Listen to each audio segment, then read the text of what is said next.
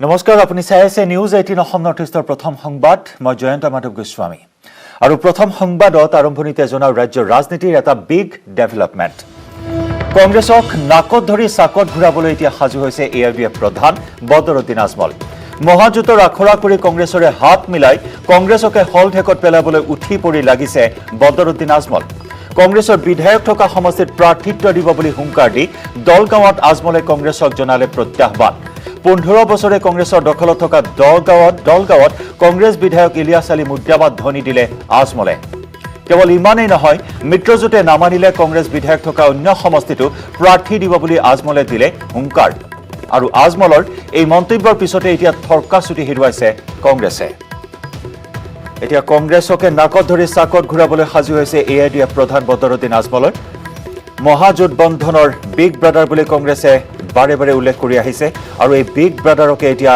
নাকত ধৰি চাকত ঘূৰাবলৈ সাজু হৈছে এআইডিএফ প্ৰধান বদৰুদ্দিন আজমল মহাজোঁটৰ আখৰা অব্যাহত আছে আৰু মহাজোঁটৰ আখৰা অব্যাহত থকাৰ সমান্তৰালকৈ এতিয়া কংগ্ৰেছকে হলঠেকত পেলাবলৈ উঠি পৰি লাগিছে বদৰুদ্দিন আজমল কংগ্ৰেছৰ বিধায়ক থকা সমষ্টিত প্ৰাৰ্থিত্ব দিব বুলি হুংকাৰ দিলে বদৰুদ্দিন আজমলে আৰু কংগ্ৰেছক জনালে প্ৰত্যাহ্বান উল্লেখযোগ্য যে 15 বছৰ ধৰি দলগাঁও সমষ্টি আছে কংগ্ৰেছৰ দখলত ইলিয়াছ আলী 15 বছৰ ধৰি দলগাঁও সমষ্টিক প্ৰতিনিধিত্ব কৰি আহিছে আৰু এই দলগাঁও সমষ্টিতে এতিয়া চকু এআইডিএফৰ এক বিশাল জনসভা সম্বোধন কৰে এআইডিএফ প্ৰধান বদৰুদ্দিন আজমলে হাজাৰ হাজাৰ লোকৰ সমাৱেশ ঘটে এই জনসভাত আৰু এই জনসভাতে কংগ্ৰেছক হুংকাৰ দিলে বদৰুদ্দিন আজমলে 15 বছৰে কংগ্ৰেছৰ দখলত থকা দলগাঁৱৰ কংগ্ৰেছ বিধায়ক ইলিয়াছ আলী মুৰ্দাবাদ ধ্বনিও দিলে আজমলে ইমানেই নহয়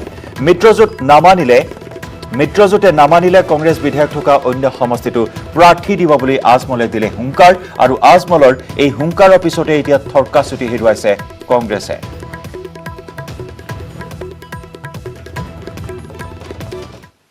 চেষ্টা কৰিম আমাৰ মুজিবৰ মানে পাব লাগে ইসকলে চেষ্টা কৰিব ইতিহাস পাব লাগে যদি আমি এটা বুজাবুজি যোৱাৰ চেষ্টা কৰিম যদি নহয় ultimately we are ready to fight আমাৰ মানুহে কৈ দিছে বোলে আমি লৰিম কিয় হ'ল কোনো অসুবিধাটো নাই মিত্ৰতা ফ্ৰেণ্ডলি যে আৰু 2-4টা হ'ব পাৰে এনেকুৱা বেছি নহ'ব হ'লে মুজিবৰ মান এবাৰ জিকিব সেইটো ইনশাআল্লাহ খাটাম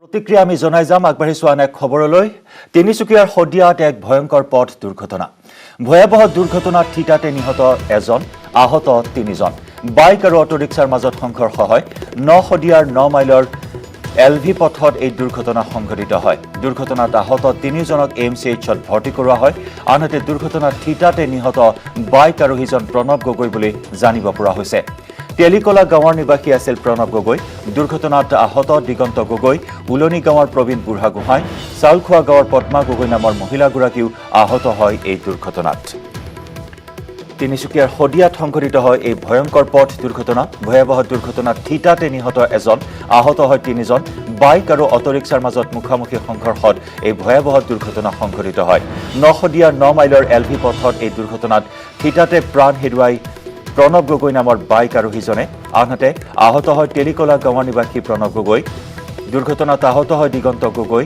উলনি গাঁৱৰ প্ৰবীণ বুঢ়াগোহাঁই আৰু চালখোৱা গাঁৱৰ পদ্মা গগৈ নামৰ মহিলাগৰাকীক এমচিএইচত ভৰ্তি কৰোৱা হয়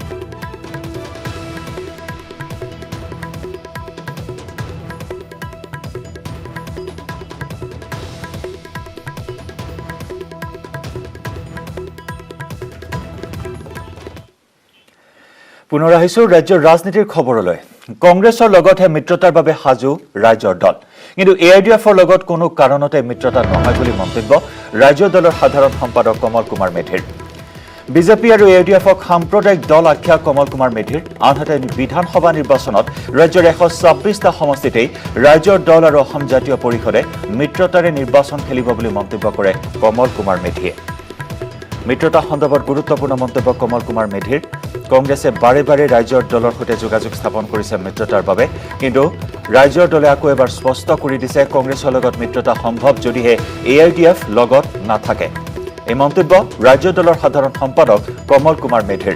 বিজেপি আৰু AIDF-ক সাম্প্ৰদায়িক দল আখ্যা দিয়া কমল কুমাৰ মেধিয়ে আনহাতে বিধানসভা নিৰ্বাচনত ৰাজ্যৰ 126টা সমষ্টিতেই ৰাজ্যৰ দল আৰু অসম জাতীয় পৰিষদে মিত্ৰতাৰে নিৰ্বাচন খেলিব বুলি মন্তব্য মেধিৰ।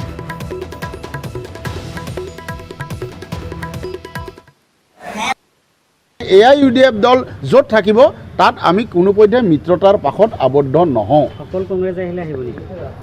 নাই, কংগ্ৰেছ দলৰ লগত আমি অনানুষ্ঠানিকভাৱে কিছুমান কথা পাতিছিলোঁ আৰু তেওঁলোকক আমি স্পষ্ট কৰি দিছিলোঁ যে AIUDF যদি লগত নাথাকে তেতিয়াহ'লে আমি গোটেই বিষয়টো বিবেচনা কৰি চাম। আৰু এতিয়াও সময় আছে, যদি সঁচা সঁচিকৈ বিজেপিক প্ৰতিৰোধ কৰিব লাগে, বিজেপি বিৰোধী এটা মহাজোঁট যদি হ'বলৈ হয়, তেনেহ'লে আমিতো কংগ্ৰেছৰ লগত মুকলি মিত্ৰতাত আহিব নিবিচাৰিম।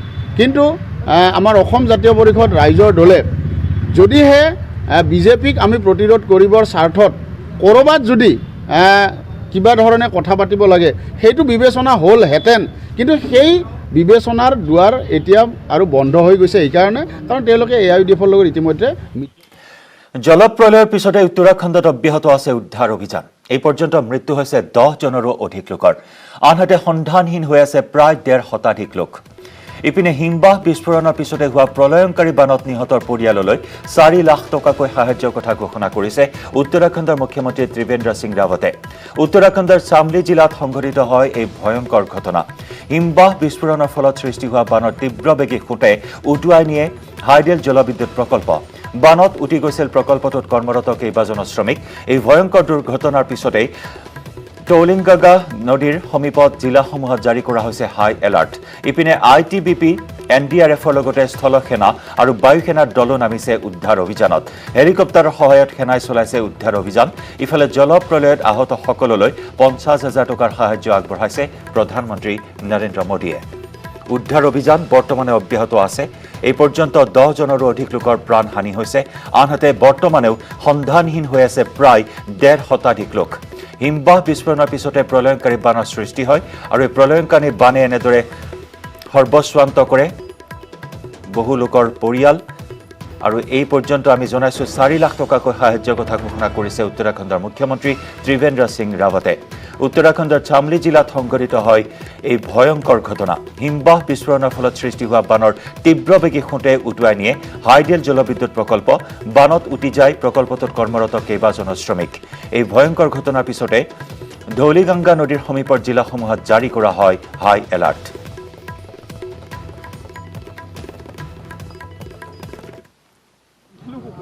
एक ग्लेशियर टूटा और उससे एक बड़ी त्रासदी आई।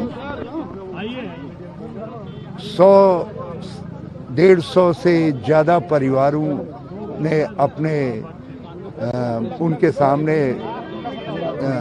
जो उनके कमाने वाले थे, ये स्थिति नहीं है कि वो अभी उनका पता नहीं चल रहा है और सरकारी अनुमान है कि कैजुअल्टीज 100 से ज़्यादा हो सकती हैं।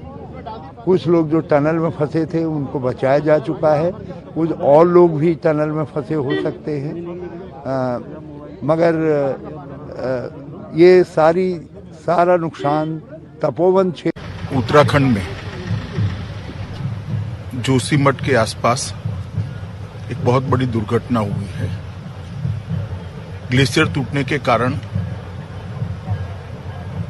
पहाड़ नदी में गिरने के कारण पानी का बहाव बहुत बड़ा है। पहले रूसी गंगा और बाद में अलकनंदा, वहां पर जलस्तर बढ़ने की शुरुआत हुई है। कुछ लोगों के हताहत होने की भी प्राथमिक सूचना हमें मिली है। NDRF की 3 टीमें वहां पहुंच गई है। बाकी की टीमें दिल्ली से फ्लाई कर उत्तराखंड की ओर जाने के लिए तैयार हैं। कुछ ही समय में वो पहुंचेंगे। ITBP के जवान भी वहां पर पहुंच गए हैं। पूरे राज्य का तंत्र भी वहां पर एक्टिव हो गया। SDRF की टीमें भी पहुंची हैं। मेरी मुख्यमंत्री जी से बात हुई, वो भी ऑन वे हैं और वायुसेना को भी अलर्ट कर बचाव कार्य में लगाने के लिए हमने पूरी तैयारी कर ली है। मैं उत्तराखंड की सभी निवासियों को आश्वस्त करना चाहता हूं कि नरेंद्र मोदी सरकार इस संकट की घड़ी में उत्तराखंड के साथ खड़ी है और हर संभव मदद देकर इस संकट से जल्दी उत्तराखंड बाहर आए और आम जनजीवन। और इफाले उत्तराखंडत जलप्रलयर घटनात अहोমৰ 2 যুৱক সন্ধানহীন। কামপুৰৰ উত্তৰ চাংচকীৰ একে ঘৰৰে 2 যুৱক বৰ্তমানে সন্ধানহীন। উত্তৰাখণ্ডত কৰ্মৰত অৱস্থাত আছিল অমৰজ্যোতি দাস আৰু কমল দাস। পৰিয়ালৰ লোকক ফোনযোগে জনোৱাৰ পাছত এতিয়া কান্দোনৰ ৰোল উঠিছে যুৱক দুজনৰ বাসগৃহত। জলপ্ৰলয়ে প্ৰলকতে জীৱন্তে উটুৱাই নিলে প্ৰায় 1.5 শতাধিক লোকক। গ্লেছিয়াৰ বিস্ফোৰণৰ ফলত চামলি জিলাত ভয়ংকৰ পৰিৱেশৰ সৃষ্টি হয় আৰু এই ঘটনাত অসমৰ এই 2 যুৱকো বৰ্তমানেও সন্ধানহীন হৈ আছে।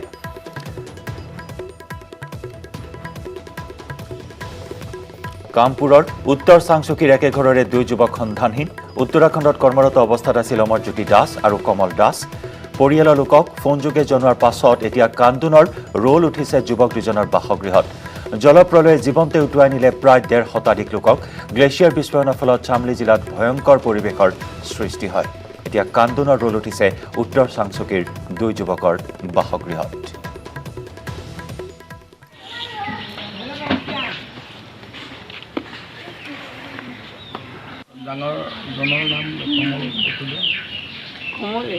উত্তৰাখণ্ডৰ ঘটনা কৰ্মৰত অৱস্থাত সন্ধানহীন হৈ আছে অসমৰ নগাঁও জিলাৰ উত্তৰ চাংচুকী গাঁৱৰ বিধৱা মাক যিহেতু গতিকে তেওঁৰ দুটাকৈ সন্তান, এটা 28 বছৰ হৈছে, তেওঁৰ নাম কমল দাস, আৰু দ্বিতীয়জন হৈছে অমৰজ্যোতি দাস, তেওঁ হৈছে 19 বছৰ। চৰকাৰৰ ওচৰত অনুৰোধ জনাইছোঁ যাতে এই গৃহস্থী, দুখীয়া গৃহস্থী হওক, সেই সন্ধানহীন পুত্ৰ দুটাক যাতে ঘূৰাই। মহাজোঁটক লৈ মন্তব্য সাংসদ তথা আঞ্চলিক গণমৰ্চাৰ সভাপতি অজিত কুমাৰ ভূঞাৰ। কংগ্ৰেছৰ সৈতে হ'ব আনুষ্ঠানিক আলোচনা আৰু এই আলোচনাতে চূড়ান্ত হ'ব মিত্ৰতা। প্ৰশ্নকালত এই মন্তব্য কৰিলে অজিত কুমাৰ ভূঞাই।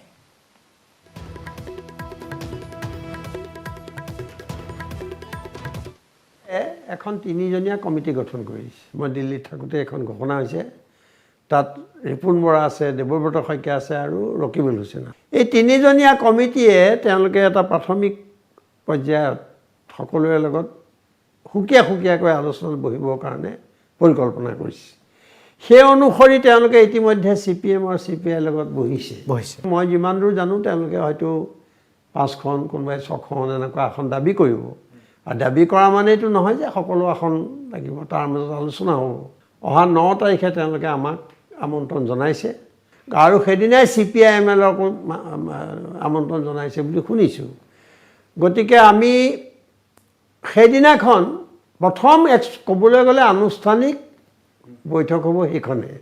ইতিমধ্যে চব অনানুষ্ঠানিক এনেই কৈ থকা কথা, কোনোবা সংবাদ মাধ্যমত 3খন দিব, 2খন দিব, 4খন, এনেকুৱা কথাবোৰ ওলাই আছে। তাত কোনো অস্বাভাৱিকতা নাই।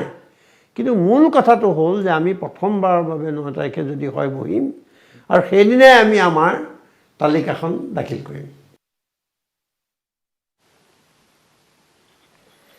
আৰু ইফালে আগন্তুক নিৰ্বাচনত 10-12খন আসনত প্ৰতিদ্বন্দ্বিতা কৰাৰ মন মেলিছে আঞ্চলিক গণমৰ্চাই। মিত্ৰজোঁটৰ অন্য দলৰ সৈতে আলোচনাৰ পিছত চূড়ান্ত হ'ব কিমান আসনত প্ৰাৰ্থী দিব অজিত কুমাৰ ভূঞাৰ দলটোৱে। গণমৰ্চাই কিমানখন আসন বিচাৰিব? এই নিৰ্বাচনত বিজেপিৰ বিৰুদ্ধে আমি এটা স্থিতি লৈছোঁ। গতিকে আমাৰ প্ৰাৰ্থীসকল আছে বহুত। তেওঁলোকক মই কৈছোঁ যে আপোনালোকে প্ৰমাণ কৰি দেখুৱাব লাগিব কিয় আপোনালোক জিকিব। কিন্তু 10-12জনৰ এখন তালিকা আমি প্ৰস্তুত কৰিছোঁ। সেইখন আমি দাখিল কৰিম। তাৰপিছত কথা বতৰা পাতি কি ঠিক হয়, কিমান ঠিক হয় সেইমতে আমি কৰিম। আমাৰ কিন্তু এনেকুৱা বৰ সাংঘাতিক কিবা এটা নাই যে আমি ইমান লাগিব চৰকাৰ গঠনত এনেকুৱা কৰিম। আমাৰ বিজেপিক আঁতৰাবৰ কাৰণে সেই প্ৰাৰ্থীজন জয় হ'ব লাগিব। বিধানসভা নিৰ্বাচনৰ প্ৰাক্ষণত সঘনাই অসমলৈ আহিছে প্ৰধানমন্ত্ৰী নৰেন্দ্ৰ মোদী। এইবাৰ ঢেকিয়াজুলিত বিশাল জনসভাত 42ৰ শ্বহীদক সুঁৱৰি নিৰ্বাচনী ৰণডংকা বজালে প্ৰধানমন্ত্ৰীগৰাকীয়ে। অসমীয়াত উদাত্ত ভাষণ আৰম্ভ কৰি বিৰোধীক ক্ষুদ্ধাৰ সমালোচনা কৰে প্ৰধানমন্ত্ৰী মোদীয়ে। মই অসমৰ জনতাৰ চৰণত প্ৰণাম জনাইছো। বিশাল জনসভাক উদ্দেশ্যি মোদীৰ সম্বোধন। मोर भाई बहन साहब, तहनी देर की खबर भाले तो खुलुम्बाई कौनथा मोन्हा माबरे दे। असम के लोगों का स्नेह और आपका प्रेम इतना गहरा है कि वो मुझे बार बार असम ले आता है। अब एक बार फिर मैं आप सबको प्रणाम करने आया हूं, आप सबके दर्शन करने के लिए आया हूं। ঢেকিয়াজুলিত প্ৰধানমন্ত্ৰী মোদীয়ে সোঁৱৰিলে 42ৰ শহীদক। ये वही धरती है जहां रुद्रपद मंदिर के पास असम का सदियों पुराना इतिहास हमारे सामने आया था। ये वही धरती है जहां असम के लोगों ने आक्रमणकारियों को हराया था, अपनी एकता, अपनी शक्ति, अपने शौर्य का परिचय दिया था। 1942 में इसी धरती पर असम के स्वाधीनता सेनानियों ने देश की आजादी के लिए, तिरंगे के सम्मान के लिए अपना बलिदान दिया था। গালে সুধাকণ্ঠৰ গীতৰ কলি, আওৰালে জ্যোতিপ্ৰসাদ আগৰৱালাৰ কবিতাৰ পংক্তি। हमारे इन्हीं शहीदों के पराक्रम पर भूपेन हजारिका जी कहते थे, भारत भारत ही है आज जागृत है, प्रति रक्त बिंदु ते हहत शहीदर हाहत प्रतिज्ञा वो उज्जवल है। यानी आज भारत के शेर जाग रहे हैं। কলে মোৰ মনটো অসমীয়া গৌৰৱেৰে ভৰি পৰিছে। शहीदों के शौर्य की साक्षी सोनितपुर की ये धरती, असम का ये अतीत बार बार मेरे मन को असमिया गौरव से भर रहे हैं। ঢেকিয়াজুলিত ভাষণ আৰম্ভ কৰিয়েই শোণিতপুৰৰ চাহৰ জগজ্জা গুণগৰিমা বখানী মোদীয়ে ক'লে, অসমৰ গৌৰৱ এই চাহক লৈও এতিয়া একাংশই চক্ৰান্ত কৰে, বদনাম কৰে, ৰাজনীতি কৰে। आज देश को बदनाम करने के लिए साजिश रचने वाले इस स्तर तक पहुंच गए हैं कि भारत की चाय को भी नहीं छोड़ रहे। आपने खबरों में सुना होगा, ये साजिश करने वाले कह रहे हैं कि भारत की चाय की छवि को बदनाम करना है, कि विदेश में बैठी कुछ ताकतें चाय के साथ भारत की जो पहचान जुड़ी है उस पर हमला करने की फिराक में है। क्या आपको ये हमला मंजूर है? आपको ये हमला मंजूर है? इस हमले के बाद चुप रहने वाले लोग मंजूर है आपको?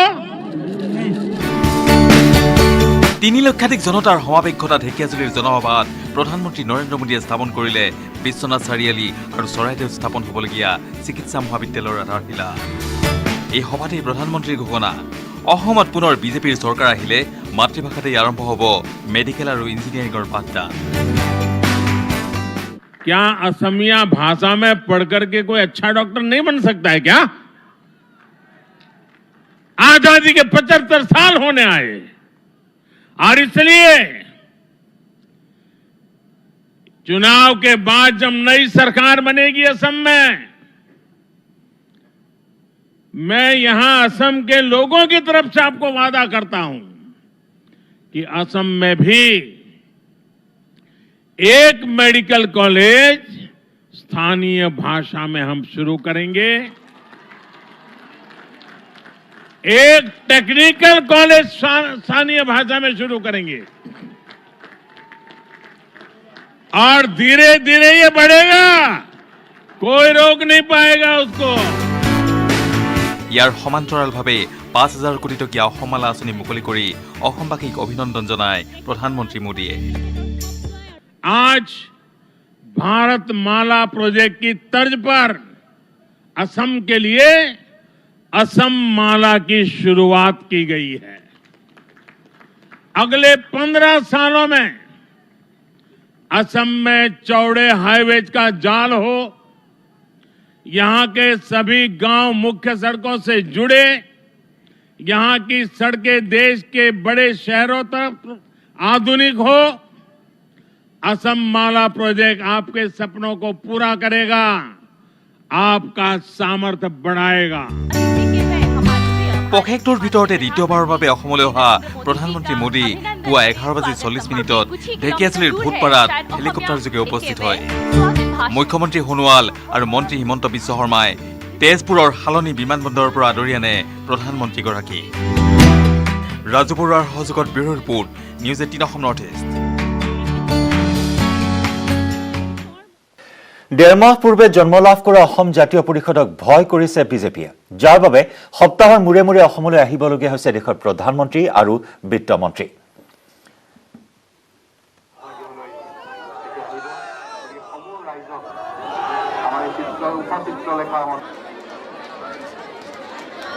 সুস্থ সবল ৰাজনৈতিক অৰ্থনৈতিকভাৱে সবল ৰাজ্য গঢ় দিয়াৰ বাবে গঠন হৈছে অসম জাতীয় পৰিষদ। প্ৰথমখন অভিৱৰ্তন অনুষ্ঠিত হৈছে ঐতিহাসিক তেজপুৰত। জাতীয় পৰিষদে অভিৱৰ্তনস্থলীৰ পৰা অসমীয়া জাতিৰ সপোন গঢ়াৰ লক্ষ্য বান্ধি লৈছে। অসম জাতীয় পৰিষদৰ ভগ্নী সংগঠন জাতীয় মহিলা শক্তিক ভয় কৰিছে শাসকীয় দল বিজেপিয়ে। এই ৰাজ্যিক অভিৱৰ্তনত বাধা দিয়াৰ চেষ্টা অব্যাহত ৰাখিছে, কিন্তু প্ৰলোভন ভয় ভাবুকিৰে জাতীয় চেতনাক কেতিয়াও বাধা প্ৰদান কৰিব নোৱাৰে বুলি মন্তব্য কৰে লুৰিণজ্যোতি গগৈয়ে।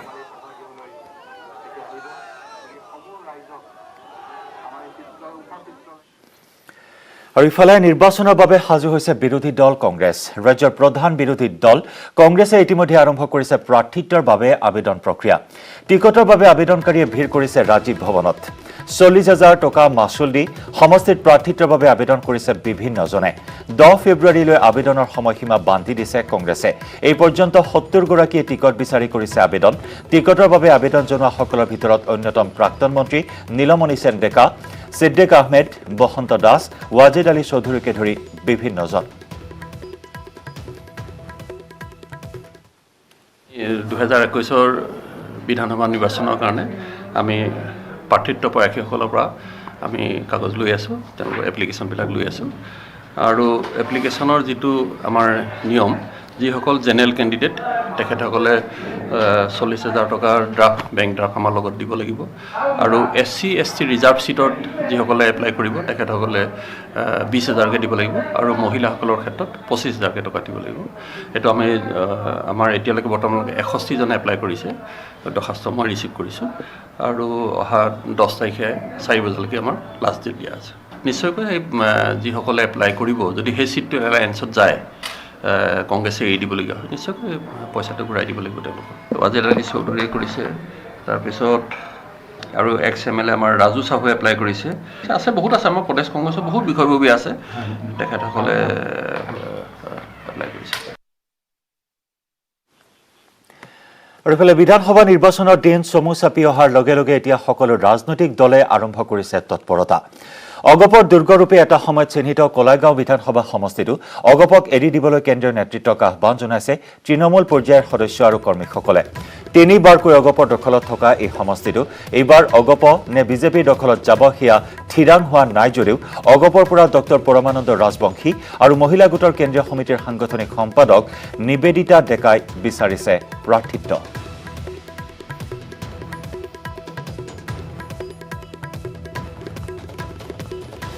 এই খণ্ডত আগবঢ়াইছো আমাৰ ওদালগুৰিৰ পৰা সাংবাদিক ৰিপুঞ্জয় নাথৰ এক বিশেষ ৰিপৰ্ট। আৰু সকলো দলেই বিধানসভা নিৰ্বাচনক লৈ তৎপৰ চলাইছে। পিছ পৰি যোৱা নাই 65 নম্বৰ কলাগাঁও বিধানসভা সমষ্টিৰ অগপ দল। আৰু এই অগপ দলৰ আজি যি নিবেদিতা ডেকাৰ যি হৈ কিছুসংখ্যক লোক ওলাই আহিছে, আৰু যিহেতু এই কলাগাঁও সমষ্টিটো কোনো চালানী প্ৰাৰ্থীয়ে যাতে ইয়াতে প্ৰাৰ্থিত্ব নাপায় তাৰ কাৰণে আচলতে ইয়াৰ সভা হৈছিলে। আৰু কিছুসংখ্যক অগপৰ ব্যক্তি আছে, তেওঁলোকৰ পৰা মই জানিব বিচাৰিম, আপোনালোকে ইয়াতে আজি এখন সভা পাতিলে, আপোনালোকে কি উদ্দেশ্যেৰে সভাখন পাতিলে? প্ৰথম উদ্দেশ্যটো হৈছে আমাৰ অসম গণ পৰিষদ দলৰ আমি স্থানীয় প্ৰাৰ্থী এগৰাকী কলাইগাঁও সমষ্টিত 65 নম্বৰ কলাইগাঁও বিধানসভা সমষ্টিত আমি বিগত নিৰ্বাচন যিমানকেইটা খেলিলোঁ আটাইকেইটা নিৰ্বাচনতে আমি দলৰ স্থায়ী মাজমজিয়াৰ প্ৰাৰ্থী এগৰাকী পাবলৈ সৌভাগ্য আমাৰ হোৱা নাই। দলীয় কৰ্মীসকলে য'ত আমি প্ৰাৰ্থী জয়ী কৰি দিয়াৰ পিছতো কোনো ধৰণৰ উন্নয়নৰ কাম কাজত আমি আগবাঢ়ি যাব পৰা নাই। কৰ্মীসকলৰ দুৰৱস্থা আজিৰ দিনটোত অতিকে শোচনীয়। এনে এগৰাকী প্ৰাৰ্থীয়ে আমাক জাপি দিয়ে যিগৰাকী প্ৰাৰ্থীয়ে আমাৰ কৰ্মীসকলৰ নাম নাজানে। গতিকে সমষ্টিৰ মাজমজিয়াৰ পৰা এগৰাকী প্ৰাৰ্থী দিলে আমি 2 নম্বৰৰ কৰ্মীসকলে আমাৰ সমষ্টিটো আগবঢ়াই লৈ যাবৰ কাৰণে অতি মানে সাহসেৰে এই নিৰ্বাচনত আগবাঢ়ি যাব পাৰিম। হয়, আৰু এই মুহূৰ্তত মোৰ লগত আছে অসম অগপৰ সাংগঠনিক সম্পাদিকা নিবেদিতা ডেকা। কি ক'ব, যিহেতু পৰমানন্দ ৰাজবংশী নতুনকৈ আহিছে, ইয়াতে প্ৰাৰ্থিত্ব বিচাৰিছে, আপুনি কিন্তু অগপ দলৰ হৈ আজি বছৰ বছৰ ধৰি কাম কৰি আছে। আপুনি যিহেতু জিলা পৰিষদ খেলিছিলে, কিন্তু আপুনি টিকেটটো পাবনে, যিহেতু বিজেপিও ইয়াতে কিন্তু হেৰি আছে? হয়, মই সাংগঠনিক কামবিলাকত মই যথেষ্ট সক্ৰিয়ভাৱে লাগি আছোঁ, কাম কৰি আছোঁ। যিহেতু আমি কেন্দ্ৰীয় নেতৃত্বৰ ওপৰত বিশেষভাৱে আমি গুৰুত্ব দিওঁ। গতিকে তেওঁলোকে যদি সেইটো বিচাৰে তেতিয়াহ'লে আমি নিশ্চয় কৰিবই লাগিব। যিহেতু আমি হাইকমাণ্ড বুলিয়ে ক'বলৈ হাইকমাণ্ড মানি চলোঁ। গতিকে তেওঁলোকে যদি নিৰ্দিষ্ট যিকোনো এজনক দিয়ে আমি তেওঁৰ হৈয়ে কাম কৰিব লাগিব। কিন্তু পৰমানন্দ ৰাজবংশীক দিলেও আপোনালোকৰ আপত্তি নাই? এতিয়া সেইটো মই ঠিক ক'ব নোৱাৰিম, যিহেতু ময়ো টিকেট প্ৰত্যাশী হৈ আছোঁ। হয়, এই স্থানীয় প্ৰাৰ্থী বিচাৰে নে বাহিৰৰ প্ৰাৰ্থী বিচাৰে? আমিতো স্থানীয় পাৰ্টি পালে আমি বেছি ভাল পাওঁ। ঘটনা হ'ল এতিয়া 21ত নিৰ্বাচন হ'বগৈ। 21ত নিৰ্বাচন হ'লে বিজেপি আৰু এজিপি দুয়োটাৰ মানে মিত্ৰজোঁট হ'ব। কিন্তু আমি এই ক্ষেত্ৰত ক'ব বিচাৰোঁ আমাৰ এজিপিৰ ফালৰ পৰা দিলে বেছি ভাল হ'ব। হয়, এয়া আছিলে আচলতে কলাইগাঁও যি 65 নম্বৰ কলাইগাঁও সমষ্টি বিধানসভা সমষ্টিৰ যি 2 মাহ পিছতে নিৰ্বাচন হ'ব। আৰু সেই নিৰ্বাচনত অগপৰ পৰা প্ৰাৰ্থী, বিজেপিৰ প্ৰাৰ্থী নহয়, অগপৰ পৰা যিটো মিত্ৰজোঁটত অগপ আৰু বিজেপি আছে, তাৰপিছতো কিন্তু অগপৰ দলে যাতে নিবেদিতা ডেকাক যেতিয়া প্ৰাৰ্থিত্ব প্ৰদান কৰে, তেওঁক লৈ আচলতে ইয়াত এখন সভা হৈছিলে। আৰু তেওঁলোকৰ এইটোৱে দাবী